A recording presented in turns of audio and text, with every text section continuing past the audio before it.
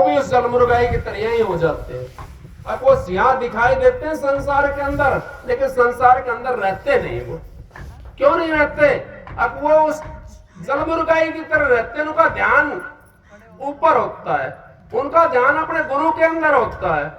और गुरु का ध्यान क्या होता है? गुरु का ध्यान सचखंड के अंदर होता है, राधा स्वामी धाम के अंदर होता है। और जिसका गुरु राधा स्वामी धाम को जानता नहीं है, जिसका गुरु आंखों से ऊपर ही नहीं चढ़ा, और उसको भी हम कहते हैं भाई मेरा गुरु तो बहुत शहंशाह है, मेरा गुरु तो बहुत बादशाह है। लेकिन गुरु तो बादशाह तो है, गुरु को बादशाह भी कहना चाहिए, लेकिन वो अगम का भेद तो नहीं है उसके पास में, वो तो संसारी भेद है। इस तरीके से तो हमारा भाई भी गुरु होता है, हमारी बहन भी गुरु होती है जो बड़ी होती है हमारे से, और हमारे पड़ोसी भी गुरु होते हैं, और हमारी माता तो होती है। और जो आंगली पकड़ कर चलाना सिखाता है वो भी गुरु होता है। तो इससे बढ़िया तो वो नहीं है जिन्होंने हमारा मुंह धोया और हमारे को चलना सिखाया, हमारे को बोलना सिखाया। उनसे तो वो भी बढ़िया है। तो उनको हम क्या दर्जा दें? उनको दर्जा वो हमारे को क्या दर्जा देना चाहिए हमने उनको? अब वो हमारे को संसार में लूटने के लिए आए हैं। क्यों लूटने के लिए आए हैं? अब वो बाणा तो पहरे शेर का और चले भेड़ की चाल, और बोलने श्यार की कुत्तन लीना पाड़। अब वो बाणा तो शेर का पहर लिया और चले भेड़ की चाल। उनकी देखो वृत्ति कितनी घटिया होती है, आपने देखा होगा। मैं किसी की बुराई नहीं कर रहा हूं। क्यों? मेरा गुरु ने कभी किसी की बुराई नहीं करी, तो मैं क्यों करूंगा किसी की बुराई? मैं तो उनका ऐब स्वभाव बता रहा हूं आपको। अब उस स्वभाव के अंदर अगर आप फंस जाते हो तो आप यूं समझ लो मृतलोक में रह जाओगे। यहाँ पे आप उस सचखंड के अंदर नहीं जा सकते। सचखंड के अंदर अगर आपने जाना है तो गुरु पूर्ण ढूंढना पड़ेगा, उस गुरु की शरण लेनी पड़ेगी, उस शहंशाह गुरु की शरण लेनी पड़ेगी आपने, जो 10 प्रकार के शब्द बतावे, 18 मंजिलों का भेद बतावे, 52 अक्षरों का भेद बतावे और 72 राड़ों का भेद बतावे। उसकी अगर आपने शरण ले ली तो आपको भजन करने की जरूरत नहीं है। आपको भेद का पता पड़ गया ना कभी सूरत जाएगी आपकी। जब चिट्ठी के ऊपर एड्रेस डाल दिया तो डाकिया की हिम्मत नहीं उसको पाड़ के फेंक दे। चिट्ठी वहां पहुंचेगी जहां का पता डाल रखा है उसके ऊपर, और कोई तार नहीं सकता। आपके पास में टिकट होगी तो कंडक्टर कैसे तार देगा? जब आपके पास टिकट ही नहीं है उस धाम की, और उस धाम की गाड़ी में बैठना चाहो आप तो कैसे जाओगे? वहां पर नहीं पहुंच सकते। तो महाराज जी परम संत हजूर ताराचंद जी हमारे को यही शिक्षा देते थे वो, अगर भाई अपना काम करो, पराये काम क्या करना। पराये काम में फंस जाते हैं हम कौन से काम फंस जाते हैं? ये मेरा बेटा है, ये मेरा पोता है, ये मेरा धीज है। मेरे को महात्मा जी की एक बात याद आ गई। एक महात्मा जी के पास में भाई चला गया, सेवादार, कहने लगा महाराज जी मैं तो रुकना चाहता हूँ 5-10 दिन। अच्छा भाई कोई बात नहीं, रुक जाओ आप। वो 5-10 दिन पूरा होगा, महाराज जी मैं जा रहा हूँ। भाई क्यों? और रुको आप अभी। महात्मा जी कहने लगे महाराज जी क्यों? अब भाई यहाँ रुक तू, अभी भजन बंदी कर, अभी तेरा भजन नहीं बना, भजन बना अपना। और महाराज जी मेरे एक काम बिगड़ जाएगा, मेरे माँ परेशान हो रहोगी, मेरा भाई परेशान हो रहा, मेरा चाचा ताऊ परेशान हो रहा। न बोला भाई तो एक काम कर, तू जा तो रहा है लेकिन जा करके एक अपनी योग साधना के चढ़ानी सिखा दी, उसको योग बता दिया, आप अपने सूरत को ऊपर खींच लेना। क्योंकि महात्माओं के लिए, संतों के लिए कोई वैसी बात नहीं है, वो बताते हैं तो वो अपनी योग शक्ति से भी उसको चढ़ाते हैं सूरत को। और यूं कह देना भाई मेरा गुरु ने ये कहा है, भाई जब मेरा कुछ हो जाए तो मेरे गुरु को बुला दो, उसके बाद में कुछ करना। अब वो चला गया, घर पहुंचेगा। घर जाने के बाद में उसने अपना बहाना लगा लिया थोड़ा सा, भाई मेरी तबीयत खराब हो रही है, अगर मेरी ज्यादा तबीयत खराब हो जाए तो मेरे गुरु का ये हुक्म है अब मेरे गुरु को बुला देना एक बार। मैं बोला जी ठीक है। सारे जने कहने लगे ठीक है कोई बात नहीं। अब उसने तो अपने वो करना था ना, कपाड़ी खींच गया। कपाड़ी खींच गया तो मुर्दा का बराबर हो जाता है कपाड़ी खींचने वाला भी। हमारे कोई ऐसे ढोंग करने वाले बहुत आते हैं महात्मा यहाँ पे, क्योंकि वो भारी रखते हैं। वो उनका कपाड़ी का योग होता है, उनका ये रिद्धि सिद्धियों काम होता है, उनमें खींच के चले जाते हैं। ऐसे तो भाट में महाराज जी बताते थे, एक भाट में कितने युग, उसका राजा भी होगा, उसका पोता भी होगा, उसका पड़पोता भी होगा। जब कपाड़ी तारी थी वो उसने, वो भी टनकार लगने से। तो पहुंचा वहां पे, कहने लगा मेरी तबीयत खराब हो रही है और अगर मेरे कुछ हो जाता है तो मेरे गुरु को बुला देना। बोला ठीक है भाई। उसकी माँ ने भी कह दिया, भाई ने भी कह दिया, घर वाले ने भी कह दिया, सब ने कह दिया। अब उसने कपाड़ी अपनी खींच ली। खींचने के बाद में अब वो कहने लगे अगर भाई ये तो चोला छोड़गा, पर इसकी एक बात थी, अगर भाई ये कहीं कह के गया था, कह रहा था अगर मेरे कुछ हो जाता तो मेरे गुरु के दर्शन करवा देना, मेरे गुरु को बुला देना। अब गुरु बुला दिया। गुरु बुला दिया। गुरु कहने लगा भाई जीवा तो मैं सकता हूं, लेकिन एक न जाना पड़ेगा, एक न जाना पड़ेगा। कौन सा जाने के लिए तैयार है?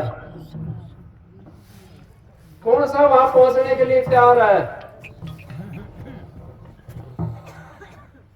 राधा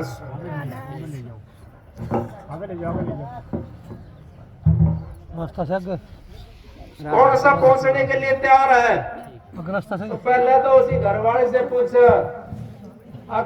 इसको भाई मैं जिवा सकता हूँ, अगर आप इसकी जगह पे जाना चाहते हो।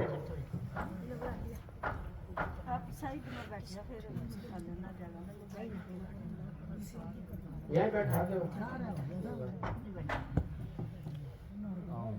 बड़ी थोड़ी गल ना हो जाओ भाई, थोड़ी पीछे लो, बड़ी बड़ी पीछे लो, रास्ता ना क्यों। अब कोई बात नहीं है, जा रहा तो जाना दे। अब कोई काम तो बाकी रहा नहीं, कोई काम तो बाकी नहीं रहा। ये जाता है तो जाने दो, कोई बात नहीं है, कोई दिक्कत नहीं है, सारा काम संभाल लेंगे। भाई महात्मा जी कहने लगा अब और कोई इसकी माँ को बुलाओ। माँ बुला दी। माँ कहने लगी अब कोई बात नहीं है, बेटा गया तो कोई बात नहीं है, काम तो कोई बाकी नहीं रहा, सारा काम इसने कर दिया, तो जाओ तो जान दो। फिर बहन बुलाई, भाई बुलाया, सारा परिवार बुला लिया, कोई भी जाने के लिए तैयार नहीं हुआ। तो महात्मा जी कहने लगा अब चलो तो भाई इसके बदले में मैं चला जाता हूँ। सारे राजी हुए न, बोला ये तो बहुत बढ़िया बात है। और उसने अपनी कपाड़ी नीचे तारी। वो कहने लगा महात्मा जी से आपने मैं बचा दिया। अगर जब मेरी जगह पे कोई जाने के लिए तैयार नहीं है तो फिर हम उस परिवार के अंदर क्यों फंसते हैं? हमारा जब काम खत्म हो जाता है, अपने भजन बंद की हमने करनी चाहिए, उस मालिक का सुमरण करना चाहिए जिसके लिए हम यहाँ पर आए हैं। अगर हमारा कोई काम बाकी रह रहा है तो उसके काम को अपने करो। जिसने बेटे पे आने हैं, यहाँ तक कि हमारी ड्यूटी होती है, बेटा पे आना है, बेटी पे आनी है, अपना कोई घर का काम रह रहा है उसको खत्म करो। उसमें भी रहते हुए फिर भी आप सुमरण करो, भजन बंदी करो, तो आपका काम तो कभी खत्म नहीं होगा। क्योंकि हम मन से नहीं छोड़ते, हम तन हमारा बूढ़ा हो जाता है, तन से चला नहीं जाता, सुमरण नहीं करा जाता, फिर भी हम नहीं छोड़ते। और देखो कितनी वो बात है, अब हम उसी के अंदर फिर लिप्त रहते हैं, उसी मोह माया के अंदर फिर लिप्त रहते हैं। फिर क्या करते हैं? अब पोते का ब्याह और कर लो, पोती का ब्याह और कर लो, उसके बाद में फिर पोती पोते का ब्याह हो जाए, फिर उनके लिए, फिर औलाद के लिए, फिर उनका इनके एक बालक भी हो जाए तो बढ़िया है, मेरे सामने हो जाए। कहां तक जाता जीव? कभी नहीं छोड़ सकता। कभी ये सोचा कि मैं सारा से निफराम होकर के, भाई का प्रश्न था, निफराम होकर के मैं काम करूं, निफराम होकर के मैं भजन करूं, अपनी मोह की कल्पना को छोड़ करके मैं भजन करूं। कल्पना तो जीव कभी नहीं छोड़ सकता, क्योंकि कल्पना उस किसकी है? कल्पना कल्पना काल महाराज की देन है, और भजन मालिक की देन है, उस दयाल की देन है। वो कहता है भजन करो, तुम इस संसार में आए हो, आप भजन करने के लिए आए हो, उस मालिक का सुमरन करने के लिए आए हो, उस सतगुरु का ध्यान करने के लिए आए हो। हम किस चीज में लगे हुए हैं? हम तो संसार के अंदर लिप्त हो रहे हैं। वो जबकि हमारे कोई काम नहीं आया, वो महात्मा ने खुला कर दिया ना, कोई काम आया उसमें कोई नहीं आया, ना घर वाले काम आई। अब कोई चला जाता तो उसका बताओ क्या 2 दिन 4 दिन रो करके रह लेते हैं, लेकिन साथ तो नहीं जा सकते उसके साथ कौन जाएगा? उसके साथ उसका किया उड़ जाएगा, अपना किया भुगत रह जिया, सतगुरु पूरा ढूंढन नहीं किया।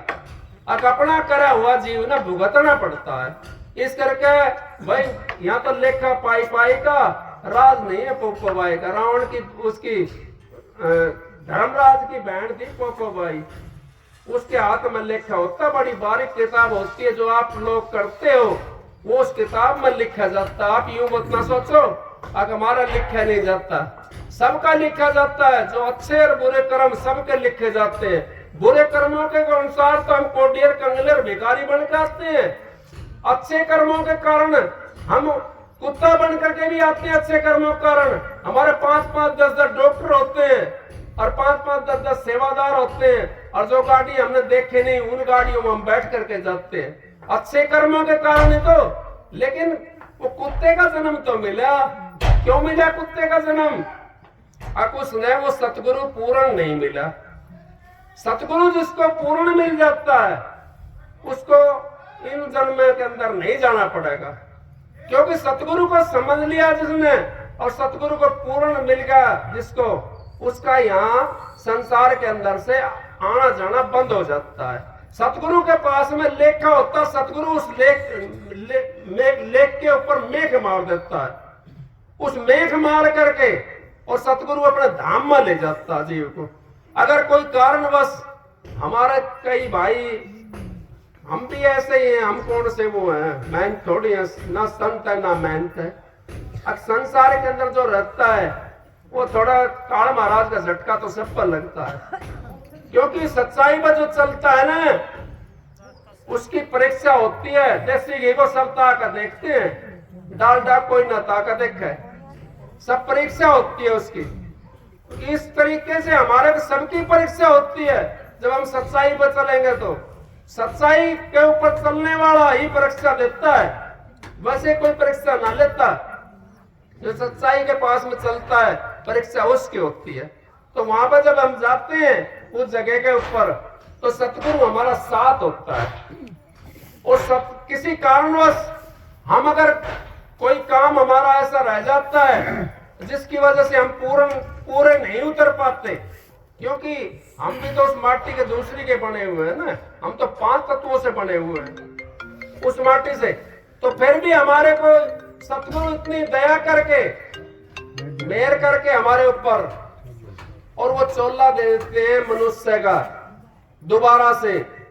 अब भाई मनुष्य का चोला दे दिया इसको, अब दोबारा भजन करने की कोशिश का बाकी रह रहा है, उसको भोग करके दोबारा भजन कर लेगा ये।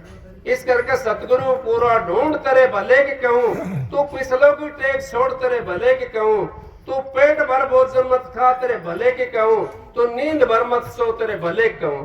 कहां तक कही सतगुरु ने? डाल के करूं मैं नाम बढ़ाई, राम सके न नाम गुण गाई। राम ने एक क्रिया त्यारी, नाम ने कोटि की खलक सो उबारी। अगर राम ने तो एक क्रिया त्यारी, और सतगुरु ने कितना देश का देश त्यार दिया, कितना जीव त्यार दिया। वो तो ठेका लेकर आते हैं संसार का। सतगुरु जाता नहीं है, कोई ये सोचता हो और सतगुरु हमारे चले गए, नहीं।